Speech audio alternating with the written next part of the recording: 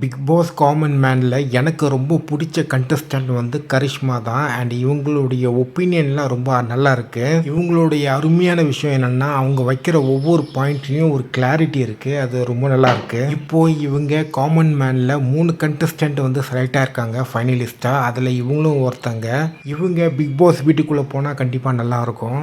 அபிநயா, ஐஷு இவங்க 2 பேருமே பார்த்தீங்கன்னா ஒரு கேட் அண்ட் மவுஸ் மாதிரி 2 பேருமே கொஞ்சம் ஃபன்னாக அப்படியே கொஞ்சம் சண்டை போட்டு விளையாடிட்டு இருந்தாங்க. இவங்க 2 பேருமே உடைய கேமிங் ரொம்ப நல்லா இருந்தது. ரொம்ப சுறுசுறுப்பாகவும் ஆக்டிவாக இருந்துச்சு. அதுக்கப்புறம் வந்து பார்த்தீங்கன்னா கடைசியாக ஒரு ரவுண்டில் வந்து ஐஷு வந்து இந்த சரியான கேள்விகள்லாம் வைக்கல, நிறைய விஷயம் சரியாக பேசலை, அதனால கொஞ்சம் அவுட் ஆயிட்டாங்க. அதுக்கப்புறம் ஃபைனலாக இன்னைக்கு எபிசோடில் வந்து பார்த்தீங்கன்னா அபிநயாவும் அவுட் ஆயிட்டாங்க. அந்த எபிசோட் நானும் பார்க்கல.